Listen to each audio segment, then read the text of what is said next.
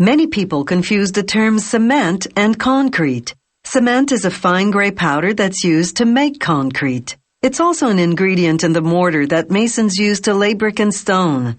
Cement also goes into soil cement, a material that's used in paving roads, building dams, and lining reservoirs. The action begins at the limestone quarry. The limestone near the surface has a high content of the minerals silica, iron, and aluminum oxide. Deeper down, the limestone is more pure, containing less of those minerals and more calcium carbonate. The plant uses both types of rock, altering the proportions to make different types of cement. Workers drill holes in the rock wall in which they plant powerful explosives. For safety, the workers have to position themselves behind the area they're blasting, maintaining a distance of at least 50 meters.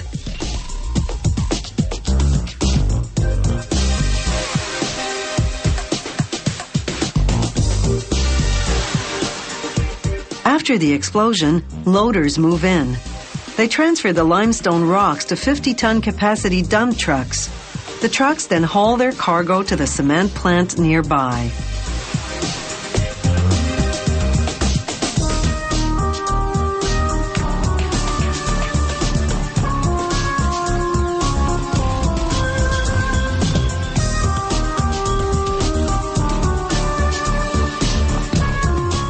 At the plant, the trucks dump the rocks into what's called the primary crusher.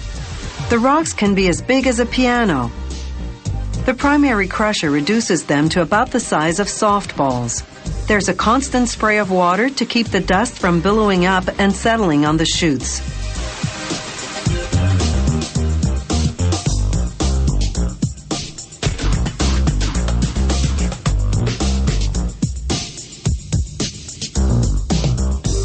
From there, a conveyor transports the rocks to the secondary crusher. It reduces them further to about the size of golf balls. Rock high in calcium carbonate and rock low in calcium carbonate are crushed separately. Now it's time to mix the two.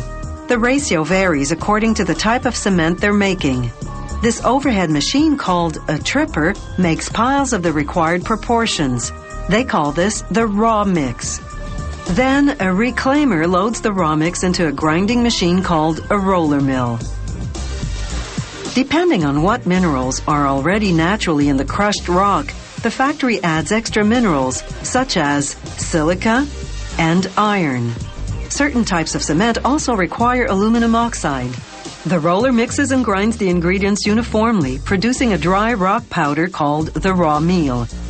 Now the powder goes into a preheater. The temperature of the powder is 80 degrees Celsius upon entering. Within 40 seconds, it gets more than 10 times hotter. This begins the process of bonding the minerals together so that they'll later harden when hydrated with water. The preheater is equipped with what's called a flash calciner. In about 5 seconds, it removes 95% of the carbon dioxide in the powder through a chemical reaction. This isolates the lime, which is the most important element in cement. From there, the powder moves into a rotary kiln, a huge cylindrical furnace. It's set at an angle so that the powder moves from top to bottom a distance of 49 meters.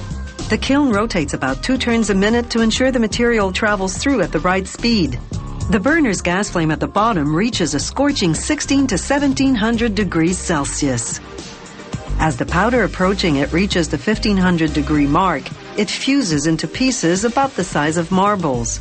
These pieces are called clinker. As the clinker leaves the kiln, large fans cool it down to between 60 and 80 degrees Celsius. It's important to cool the clinker quickly in order to have quality cement. From here, the clinker goes to the storage area.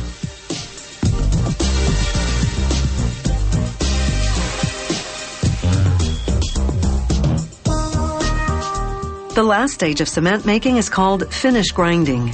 They add some gypsum to the clinker. The precise amount varies with the type of cement they're making. Gypsum delays the cement's setting time so that it can be worked for up to 2 hours before hardening. The cement mills are called ball mills because they contain metal balls, about 150 tons of them in the largest mill. As the mill rotates, the balls crush and grind the clinker and gypsum into a fine powder.